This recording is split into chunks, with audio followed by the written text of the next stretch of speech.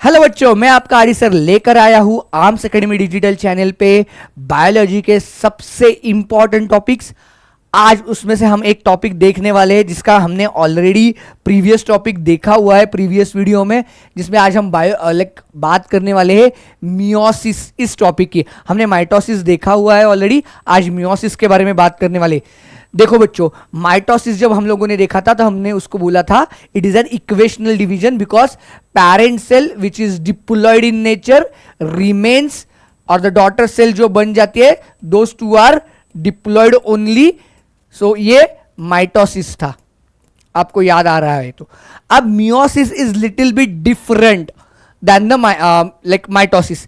इसमें सबसे important difference एक है, this is a reduction division. इसको बुलाते हैं हम लोग रिडक्शन डिवीजन। क्या बुलाते हैं?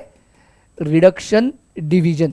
अब ये असर्शन रीजन के लिए अभी तो बहुत इतना पॉपुलर बचा नहीं है ये क्वेश्चन, बट एक जमाने में इस पे क्वेश्चन आता था क्यों। अब इसमें होता कैसे देखते हैं, डिफरेंस क्या है। तो ये पेरेंट सेल है, बराबर है। So this parent cell which is diploid in nature undergoes meiosis to ultimately form 4 cells which are all of them are haploid. So chromosome number basically reduces to half. That's why this process is called as reduction division. भूलना नहीं बच्चों, why it is called as reduction division? Because during meiosis, ये तो मैं सिर्फ gist बता रहा हूं, हम हर एक स्टेप को डिटेल में पढ़ने वाले। और उसमें देखो, आपका ज़्यादा टाइम बर्बाद नहीं करना है मुझे आपको क्रिस्पली बहुत ही अच्छे तरीके से छोटे से वीडियो में आपकी कंसेप्ट और आपके 4 मार्क्स इस पे क्वेश्चन आने वाले हैं, तो आपके 4 मार्क्स मजबूत होने चाहिए, कंफर्म होने चाहिए, इसकी मैं कोशिश करूंगा।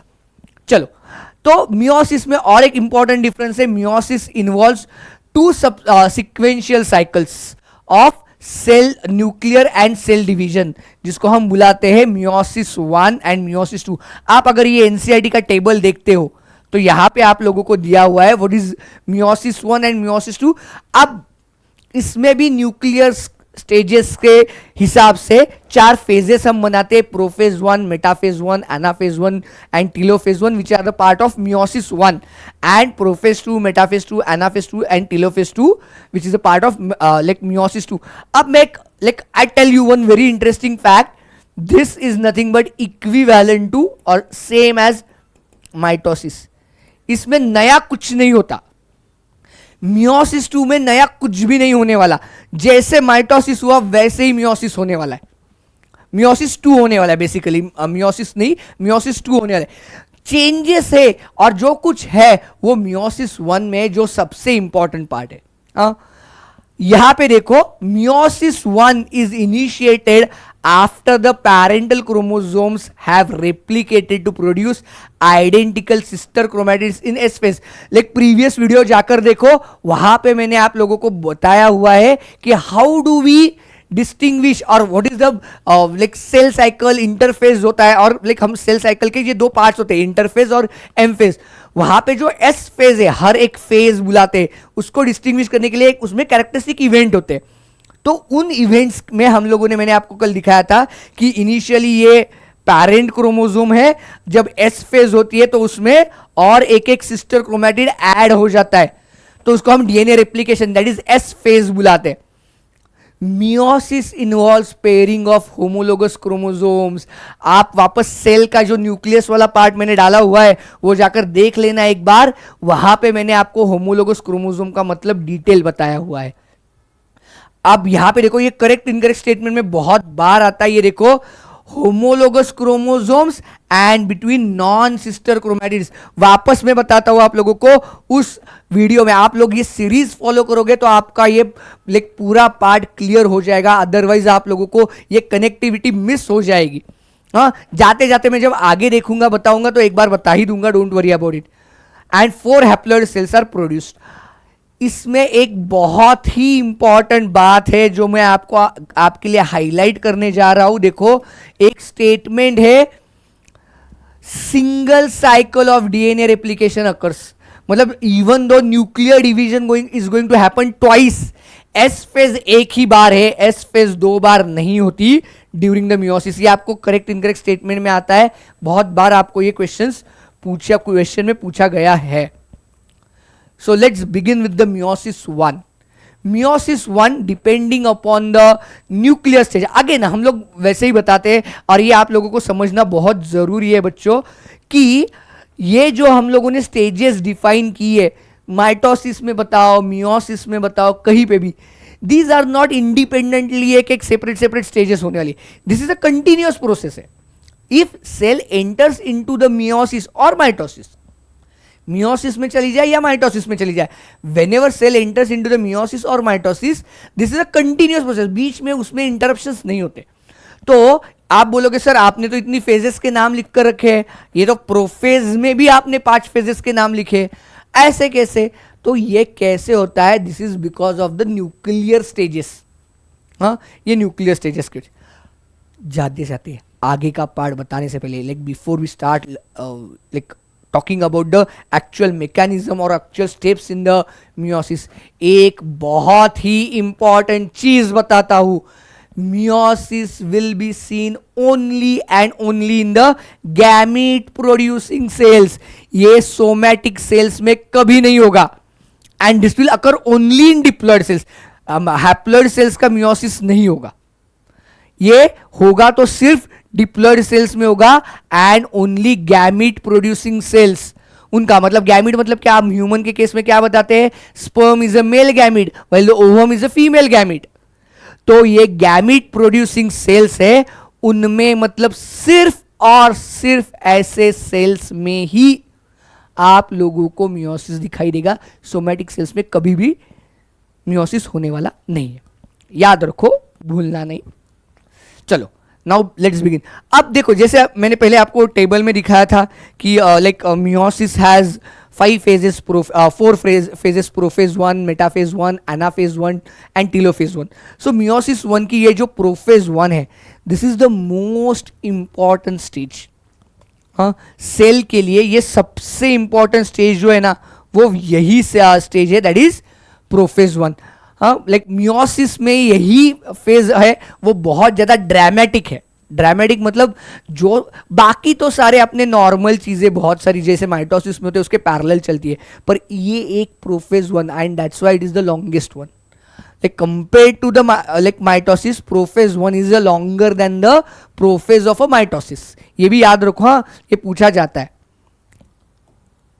तो ये कौन कौन सी स्टेजेस है? फर्स्ट स्टेज उसका नाम है लेप्टोटिन, सेकेंड स्टेज है उसका नाम है जाइगोटिन, थर्ड स्टेज है उसका नाम है पैचिटिन, नेक्स्ट स्टेज है फोर्थ स्टेज दैट इज उसका नाम है डिप्लोटिन, एंड लास्ट स्टेज है उसका नाम है डायाकाइनेसिस।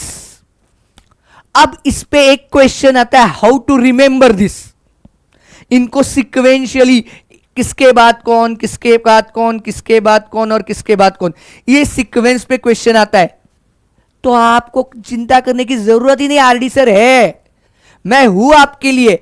इसके लिए एक बहुत ही बढ़िया न्यूमोनिक देने वाला हूं, जब आएगा तब मैं बताऊंगा कि इसको याद कैसे रखेंगे। एक बहुत ही शानदार और बहुत ही बढ़िया न्यूमोनिक आपके लिए आने वाला है, how to remember the sequentially phases of prophase 1। हाँ, चलो, तो सबसे पहली स्टेज है। अब देखो, आप लोगों को ना एक चीज दिमाग में याद आनी चाहिए, प्रोफेज है, ये तो लाइक सब फेजेस ऑफ द प्रोफेज 1 है। प्रोफेज का बेसिक मोटिव क्या है? प्रोफेज का मोटिव क्या है बच्चों, आप बताओ, सोचो थोड़ा सा। प्रोफेज का मोटिव होता है, correct, compaction of DNA and disappearance of nuclear envelope as well as all cell organelle. तो प्रोफेज 1 में भी ये होने वाला है, पर वो होने से पहले, हाँ, अल्टीमेटली यही होने वाला है, वो होने से पहले कुछ और न्यूक्लियस में या बेसिकली जेनेटिक मटेरियल में चेंजेस दिखाई देते हैं, तो हम लोग बात करते हैं उन्हीं चेंजेस की। तो उसमें से सबसे पहली स्टेज है लेप्टोटिन, जिसको हम बुलाते हैं। आज मैंने क्या किया है, डायग्राम निकाल कर ही लाई आप लोगों के लिए, और भी थोड़ा सा टाइम बचा है, हम लोग वीडियो और छोटा हो जाए ताकि आपको लाइक थोड़े बहुत ही कम टाइम में आप लोग ये पूरा का पूरा कंसेप्ट रिवाइज कर पाओ, ज्यादा टाइम बर्बाद करना ही नहीं, इसलिए मैंने पहले ही निकाल कर लिया आपके लिए। देखो ये अपनी सेल है, now this cell is undergoing the meiosis, ये मियोसिस, इसका जो कुछ जेनेटिक मटेरियल लगा उसको 2n बोल दो, हाँ जितने नंबर ऑफ क्रोमोसोम होंगे उसको 2n बोल दो। अभी यहां पे आप लोगों को 4 दिख रहे होंगे तो ठीक है। During the leptotene stage the chromosomes become gradually visible, देखो कॉम्पैक्शन शुरू होगा ना, वो क्रोमैटिन के फॉर्मेट में है जिसको क्रोमैटिड के फॉर्मेट में लाना है, gradually visible under light microscope, जिसको और एक वर्ड होता है कंपाउंड माइक्रोस्कोप, ये लाइट माइक्रोस्कोप ही इसको बुलाते हैं हम लोग कंपाउंड माइक्रोस्कोप।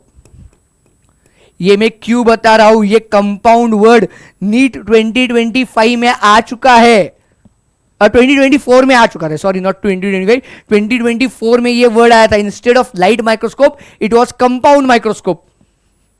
बहुत लोगों को लगा ये आउट ऑफ एनसीईआरटी, नहीं, light microscope is also compound microscope, ये नीट 2024 में क्वेश्चन है आपके लिए, हाँ इसलिए मैं बता रहा हूं वापस।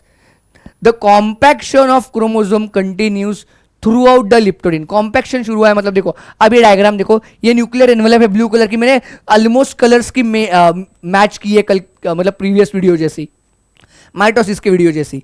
देखो ये क्या है, हाँ ये कॉम्पैक्शन हो चुका है, बराबर है इसका, हाँ अब कॉम्पैक्शन शुरू हुआ है, मतलब देखो यहां पे आपको सेंट्रोमियर दिखाई दे रहा है, और देखिए एक क्रोमैटिड, देखो ना एक एक सिंगल सिंगल दिख रहा है, अभी भी इसमें 2-2 क्रोमैटिड दिखने रहे है, दो डुप्लीकेशन हो चुका है, इस फेस से होकर आई है सेल तो है, और सेंट्रियोल देखो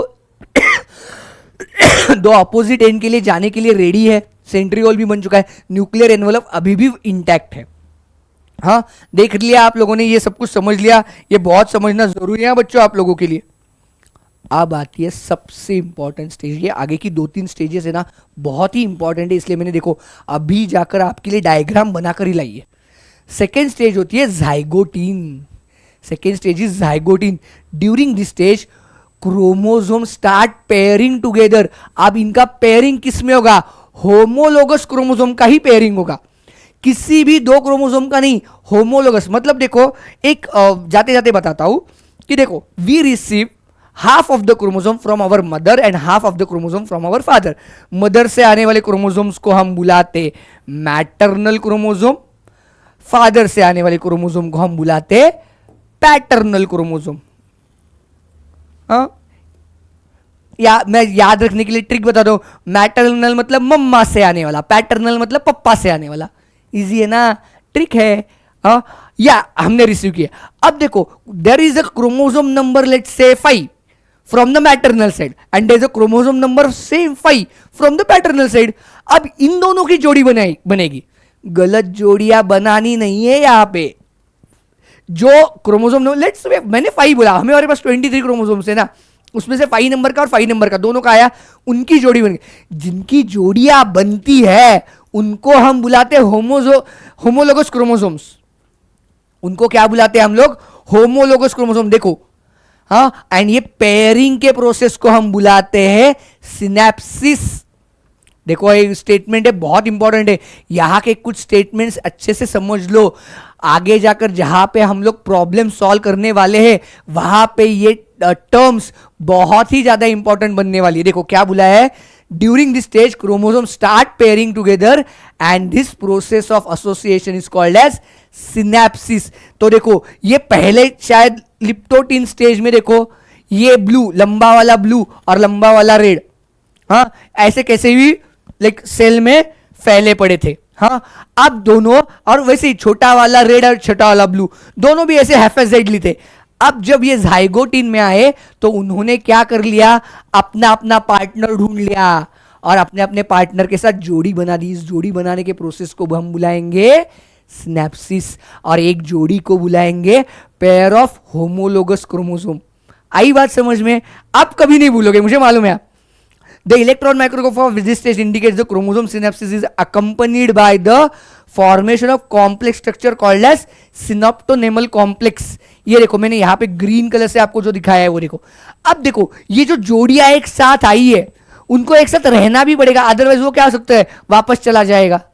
वापस वो फैल जाएंगे। तो उनको एक दूसरे के साथ हाथ में हाथ पकड़कर रखने के लिए एक कॉम्प्लेक्स बन जाता है, जिसको देखो मैंने ऐसे ग्रीन कलर की लाइंस दिखाई है, उसको हम बुलाते हैं सिनॉप्टोनेमल कॉम्प्लेक्स। ये क्या हुआ बच्चों, ये जो अपना अपना पार्टनर उन्होंने ढूंढ लिया ना, तो उस पार्टनर को अपने साथ रखना भी तो पड़ेगा। हाँ, उसको पकड़ के भी तो रखना पड़ेगा, अदरवाइज दूसरी किसी जगह पे चला जाएगा। हाँ, क्रोमोसोम के पार्टनर की बात कर रहा हूं मैं, वो आगे कहीं पे भी ना चला जाए, इसलिए उसको पकड़ कर रखने के लिए, होल्ड करके रखने के लिए जो कॉम्प्लेक्स बनता है उसको बुलाते हैं हम लोग सिनॉप्टोनेमल कॉम्प्लेक्स। इसको क्या बुलाते हैं हम लोग, सिनैप्टोनेमल कॉम्प्लेक्स। समझ में आया? The complex form by the pair of synapse homologous chromosome is called as bivalent. ये टर्म याद रखना, बाय मतलब क्या, दो। तो एक बाइवैलेंट में कितने क्रोमोसोम्स होंगे, दो क्रोमोसोम्स होंगे। और एक पेयर में कितने क्रोमोसोम होंगे, दो क्रोमोसोम होंगे। पेयरिंग तो दो की ही होती है, थोड़ी अकेले की होगी। हाँ, समझ में आई? जाइगोटिन स्टेज होगा क्या, जाइगोटिन मैं आपको एंड में ना एक बहुत इंपॉर्टेंट टेबल भी देने वाला हूं। हाँ, इस पे आने वाले match the pair type of question आपके कभी गलत नहीं होंगे। हाँ, मैं देने वाला हूं। Next stage is pachytene. आप बोलोगे सर डायग्राम है, डायग्राम है, विदाउट डायग्राम मियोसिस हम लोग एक्सप्लेन कभी नहीं करेंगे, डायग्राम मस्ट है। During this stage 4 chromatids of each bivalent chromosome become distinct and clearly appears as a tetrad। tetrad मतलब चार क्रोमैटिड है, एक पेयर में चार क्रोमैटिड, दो क्रोमोसोम्स आते हैं एक टेट्राड में। 1 tetrad gives you the 2 chromosomes and 4 chromatids, इसलिए इसको टेट्राड बुलाते हैं। This stage is characterized by the appearance of recombination nodule. मतलब क्या, देखो आगे जाकर ये पैचिटिन की है, देखो वही हमारे वही मैटरनल पैटर्नल आ गए। अब ये दोनों एक दूसरे के साथ जब एक साथ आ ही चुके हैं तो वो बोलते हैं तू मुझे कुछ दे मैं तुझे कुछ दूंगा, तुम मुझे खून दो मैं तुम्हें आज़ादी दूंगा वाला नहीं है। हाँ, ये लेकिन दोनों एक दूसरे के साथ एक्सचेंज ऑफ मटेरियल शुरू कर देंगे। अरे मेरा वाला तेरे पास, तेरा वाला मेरे पास, ऐसे एक्सचेंज शुरू हो जाएगा। तो वहां पे जिस पॉइंट पे वो एक दूसरे के साथ एक्सचेंज करने वाले, वहां पे एक नोड्यूल लाइक स्ट्रक्चर बनता है, उसको बुलाते हैं हम रिकॉम्बिनेशन नोड्यूल। अब आप यहां पे भी सेंट्रियोल देखो, थोड़ा एक दूसरे से दूर जाने लगे, दिख रहा है? और एक बहुत ही इंपॉर्टेंट चीज जो स्टेटमेंट बेस्ड क्वेश्चन में आती है, ये जो रिकॉम्बिनेशन नोड्यूल्स बनेगा वो between the non sister chromatids of homologous chromosome बनेगा। नॉन सिस्टर क्रोमैटिड्स का मतलब क्या है, देखो हम लोग देख रहे हैं ना, this red colour is for paternal chromosome and this blue colour is for maternal chromosome, ऐसे यूज कर रहे हैं ना। ये तो ये ब्लू एक रेड का नॉन सिस्टर क्रोमैटिड है, ये दोनों सिस्टर है एक दूसरे के, ये भी सिस्टर है, पर 1 red and 1 blue, those two are non sister chromatids of homologous chromosome. Homologous वैसे इनमें भी होगा। अब देखो यहां का एक ब्लू और यहां का एक रेड चलेगा क्या, नहीं चलेगा, क्योंकि वो होमोलोगस पेयर ही नहीं है। अब ये होमोलोगस नहीं कैसे पता चल रहा है, ये तो छोटा है ये तो बड़ा है, शायद ये मेटासेंट्रिक है, एग्जैक्टली ये थोड़ा सा सब मेटासेंट्रिक या एक्रोसेंट्रिक की तरफ जा रहा है, बराबर है ना। तो ये दोनों तो बन ही नहीं पाएंगे, यहां का एक ब्लू और यहां का एक रेड तो पेयरिंग नहीं बन पाएगी ना कभी। कैसे चलेगी ऐसी जोड़ी, गलत जोड़ी थोड़ी बनाएंगे यार, नेचर ऐसे ही थोड़ी करता है, नहीं करता। अब देखो यहां पे 2-3 इंपॉर्टेंट चीजें, this site of eight which crossing overs occurs between the non sister chromatids of homologous chromosome, crossing over is the exchange of genetic material. दोनों के पास है क्या, डीएनए मतलब क्या है, लाइक ये क्रोमोसोम्स मतलब क्या है, उनके पास डीएनए, डीएनए में क्या है, थोड़ा सा अपना रीजन है, तो ये बोलेगा मैं तेरा ले लेता हूं तू मेरा ले ले, तो दोनों एक दूसरे के साथ एक्सचेंज कर लेंगे। हाँ, ये एक्सचेंज कैसे होता है क्या होता है ना, हम लोग जब हम 12th का मैं आपको लिंकेज बताऊंगा उस वक्त बहुत अच्छे से समझ में आएगा। यहां पे आपको एक 2022 में क्वेश्चन दिखाई देगा ये रिकॉम्बिनेशन पे। हाँ, ये रिकॉम्बिनेशन वाले कंसेप्ट पे 2022 के नीट में क्वेश्चन है। Here enzyme involve is recombinase. ये प्रोसेस रिकॉम्बिनेशन मतलब exchange of material, genetic material के जो प्रोसेस में तू मेरा थोड़ा पार्ट ले मैं मुझे थोड़ा पार्ट दे, इस process is enzyme catalyst process and it is the recombinase नाम का एंजाइम है वो करता है। Crossing over leads to the recombination of genetic material on two chromosomes. Recombination between homologous chromosome is completed by the patch18. It is completed by the end of patch18. मतलब combination patch18 से आगे नहीं जाएगा. तो recombination कहां पे होने वाला है? patch18 में होने. Leaving the chromosomes linked at the site of crossing over. ये देखो, ये this is the site of crossing over वहां पे. और अभी भी देखो सिनेप्टोनेमल कॉम्प्लेक्स वैसे ही, ये ग्रीन कलर के जो दिख रहे हैं ना आप लोगों को, वो सिनेप्टोनेमल कॉम्प्लेक्स अभी भी वैसे ही है. उसके बाद आती है डिप्लोटीन स्टेज. देखो डिप्लोटीन स्टेज में जाते जाते देखो अब न्यूक्लियर एनवलप थोड़ी सी ज़्यादा डिग्रेड होने शुरू हो गई. यहाँ तक मैं पूरी सॉलिड निकाली थी, अब यहाँ पे मैंने वो थोड़ी अलग निकाली है. In diplotene stage is recognized by the dissolution of synaptonemal complex. Synaptonemal complex diplotene में खत्म हो जाएगा. जिसको पकड़ के रखा था, अब उनको पकड़ने के लिए किसी दूसरे की जरूरत नहीं, उन्होंने एक दूसरे को ही पकड़ कर रखा है. अब क्या है, जहां पे रिकॉम्बिनेशन हो गया वहां पे उन्होंने एक दूसरे का हाथ पकड़ लिया है. अब किसी दूसरे को लाकर एक साथ रखने की जरूरत नहीं, उन दोनों को अपना अपना पता चल जाएगा, यार मुझे तेरे साथ ही रहना है ऐसे. हाँ. And the tendency of recombined homologous chromosomes of bivalent to separate from each other except at the site of crossing over. इस site of crossing over को मैंने लेबल भी करके दिखाया. देखो चाइज़माटा और काइज़माटा बुलाते. एक्स शेप दिखेगा, देखो एक्स शेप, दैट इज काइज़माटा बुलाएंगे. इस स्टेज को हम काइज़माटा बुलाते. हाँ, यहाँ पे याद रखना, यहाँ पे आप लोगों को लाइक ऑलमोस्ट ये जो अपना न्यूक्लियर एनवलप है वो डिसअपियर होते हुए दिखाई देगा. और मेनली सबसे इंपॉर्टेंट चीज है सिनेप्टोनेमल कॉम्प्लेक्स गायब हो जाएगा. यहाँ पे अब दिख रहा है कहीं पे कि वो ग्रीन कलर के लाइंस नहीं दिख रही है ना. एंड लास्ट में आती है अपनी डायाकाइनेसिस stage. This is the diakinesis stage. This is the final stage of prophase 1, that is diakinesis.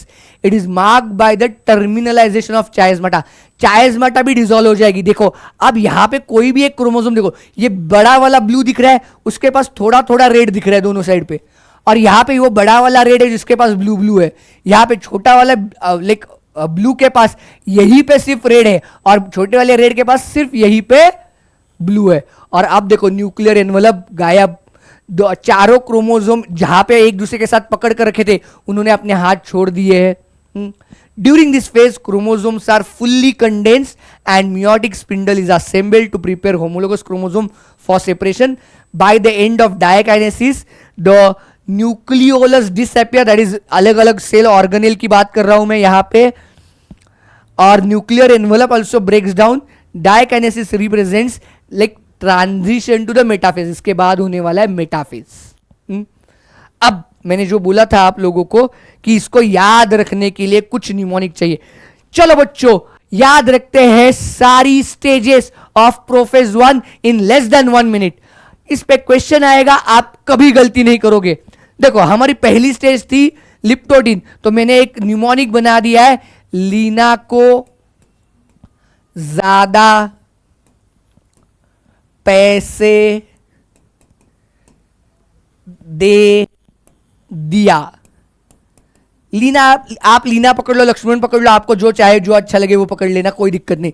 L for leptotene, Z for zygotene, P for pachytene, pachytene बुलाना नहीं है प्लीज, पैचीटीन. डी वाला D like diplotene, and dia वाला डायाकाइनेसिस. देखो spelling का भी start same है.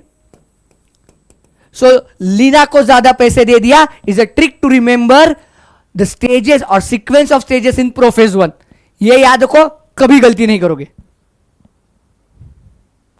अब मैंने बताया था आप लोगों को, मैं एक मैच द पेयर वाला जो क्वेश्चन आता है उसके लिए एक शॉर्टकट देने वाला हूं. ये एक टेबल करके जाओ. हाँ, मियोसिस पे आने वाला कोई भी क्वेश्चन कभी भी गलत नहीं होगा आपका. अगर मैच द पेयर आ जाए, स्टेटमेंट बेस आ जाए, ये एक टेबल करोगे सब कुछ हो जाएगा, कोई दिक्कत नहीं आएगी आप लोगों को. चलो पहले देखो, लिप्टोडिन में कॉम्पैक्शन और कंडेंसेशन ऑफ क्रोमोसोम वही होता है. जाइगोटिन में फॉर्मेशन ऑफ सिनैप्स, पेयरिंग हो गया, pairing of homologous chromosome and formation of bivalent और टेट्राड. ये सारी, इसमें से कुछ भी पूछा जाए तो वो आपको जाइगोटिन में आना चाहिए. पचाइटिन और पैकिटिन में होता है फॉर्मेशन ऑफ रिकॉम्बिनेशन नोड्यूल दिखाई देते हैं. Recombination is this catalyzed by the recombinase enzyme and recombination is completed in the पैचिडिन. इसके बाद रिकॉम्बिनेशन नहीं बनेगा. डिप्लोडिन में dissolution of synaptonemal complex and formation of chiasmata. Synaptonemal complex जिनने पकड़ के रखा था वो एक दूसरे से अलग हो चुकी है एंड कायस्माटा भी लाइक बन चुका है. एंड डायाकाइनेसिस में टर्मिनलाइजेशन ऑफ चायस्माटा, वो चायस्माटा था वो भी गया. Disappearance of nuclear envelope, nucleolus और अदर सेल ऑर्गेनेल्स, ये डायाकाइनेसिस में जाता है. इतना सा टेबल याद रखो. लाइक आई गारंटी यू कि यहां से आने वाला कोई क्वेश्चन कभी भी गलत नहीं होगा. चाहे तो आप एक स्क्रीनशॉट निकाल कर लो आपके कन्वीनियंस के लिए, कि आपको वापस अगर पढ़ने के लिए शॉर्ट नोट जैसे चाहिए तो ये एक निकाल कर लो, स्क्रीनशॉट निकाल लो, लिखने की जरूरत नहीं. हम आगे बढ़ते हैं. चलो, अब प्रोफेज 1 हो गई. अब मेटाफेज 1 में जाएंगे. मेटाफेज दैट इज मिडल में आता है. Bivalents, like bivalents that is pair of chromosome. अकेला क्रोमोसोम नहीं. देखो यहां पे भी देखो, ये बायवैलेंट अकेला नहीं आया, दोनों जोड़ी में आए. हाँ, bivalents aligned at the equatorial plate, जो हमने कल बोला था या प्रीवियस लेक्चर में मैंने बताया था आप लोगों को कि लाइक ये जो होती है मेटाफेजिक प्लेट है, हाँ, जिसको इक्वेटोरियल प्लेट भी बुलाते हैं. Spindles attach to the kinetochore of the homologous chromosome. ये देखो, ये स्पिंडल फाइबर्स है ना, ये देखो, ये ऐसे एक दूसरे के साथ, वो ग्रीन कलर का डॉट दिख रहा है ना आप लोगों को, that green colour dot is nothing but what, हाँ, काइनेटोकोर. और उसको ये देखो, स्पिंडल फाइबर सेंट्रियोल से जो इमर्ज आउट हुए वो उसके साथ अटैच हो चुके हैं. This is in a metaphase. Metaphase 1. Metaphase 1 से cell will transit into the anaphase 1, separation of homologous chromosome. अब आपको यहां पे ये जो डिफरेंस क्लियरली दिखना चाहिए. देखो यहां पे देखो, ये दोनों की जोड़ी है, blue and red and blue. हाँ, अब जब ये एनाफेज में आए तो काइनेटोकोर ले क्या कर दिया, ले काइनेटोकोर को पुल कर दिया. अब यहां पे क्रोमैटिड का सेपरेशन नहीं हुआ है जैसे माइटोसिस में क्रोमैटिड का हुआ था. यहां पे पेड़ क्रोमोसोम में से एक आएगा. यहां पे ब्लू बड़ा वाला आया और छोटा वाला रेड आया, और उस साइड पे बड़ा वाला रेड गया और छोटा वाला ब्लू गया. ऐसे करके यहां से वहां चले गए वो. अब देखो यहां पे क्या हो गया, इस साइड को, दोनों साइड को एक एक क्रोमोसोम आ गए. अब देखो, अगर आप देखते हो तो इनकी जो जोड़ी थी दोनों की, ये तो ब्रेक हो चुकी है. हाँ, मैं जो निकाल रहा हूं उसको ना समझ लो, सिर्फ देखोगे तो मीनिंग नहीं समझ में आएगा. ये दोनों एक दूसरे के साथ थे. तो एनाफेज 1 क्या है, कैसी लाइक स्टेज है, ये जोड़ियां फोड़ने वाली स्टेज है. लाइक बुरा काम करती है ना, नहीं ऐसे नहीं है. ये क्या कर लेते हैं कि आपके जो पेड क्रोमोसोम्स है उनको सेपरेट करना जरूरी होता है, क्योंकि आगे जाकर हम लोगों को ये काम में आने वाला है. And sister chromatids remain attach to the centromere. ये ऊपर चला गया, थोड़ा सा राइटिंग का लाइक कुछ इशू है. हाँ, अटैच टू द सेंट्रोमियर. देखो sister chromatids, blue blue red red, red red blue blue, वो सिस्टर क्रोमैटिड्स है, वो एक दूसरे के साथ अटैच ही है, वो कहीं पे नहीं गए. This is all happens in the anaphase 1. अब टीलोफेज 1 में चले जाएंगे तो क्या होगा, देखो टीलोफेज 1 में जाएगा, nuclear membrane and nucleolus reappear and dyad of the cell बनेगा. देखो यहां पे बन रही है, यहां पे बड़ा वाला ब्लू और छोटा सा रेड एक आ गया, और यहां पे देखो बड़ा वाला रेड एंड छोटा सा ब्लू आ गया. हाँ, और वैसे ही आप लोग देखोगे तो उसमें और एक चीज होगी जहां पे छोटा सा रेड भी है, लेकिन ऐसे ही बन जाएगा ये. हाँ, तो ये वापस क्रोमैटिन कंडेंसेशन शुरू हो चुका है, लाइक उसका क्रोमैटिन फॉर्मेशन शुरू हो जाता है ये, पर ये टीलोफेज 1 में होता है. हाँ, ये टीलोफेज 1 में होता है. अब इसके बाद दोनों सेल एक दूसरे से सेपरेट हो जाएगी. दोनों सेल एक दूसरे से जब सेपरेट होगी तो उसमें हाफ ऑफ द क्रोमोसोम्स होंगे, इसमें भी half of the number of chromosomes होंगे. देखो ना, जैसे अगर आप यहां पे देखते हो मेटाफेज, पूरे सेल में टोटल क्रोमोसोम्स कितने, 1 2 3 4, बराबर है, 4 क्रोमोसोम्स है ना. जब एनाफेज 1 हुई तो एनाफेज में क्या हुआ, एक साइड को आ गए 2 और एक साइड को आ गए, और जब यही 2 सेल सेपरेट बनेगी टीलोफेज के बाद तो इसमें 2 क्रोमोसोम हो गए, 2 क्रोमोसोम हो गए, मतलब cell has become haploid instead of diploid, it has become haploid. The cell will become haploid. आ गई बात समझ में. So this is all about the meiosis 1 का प्रोफेज और द टोटल मियोसिस 1 है ये, आप इतना ही। उसके बाद जो होने वाला है that is nothing but the mitosis, सिर्फ सिस्टर क्रोमैटिड सेपरेट होने वाला ही इवेंट है।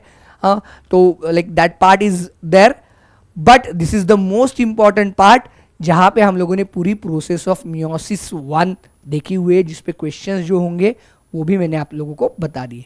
Thank you very much. देखो, देखते रहना, ये समझ में आना चाहिए आप लोगों को। हाँ।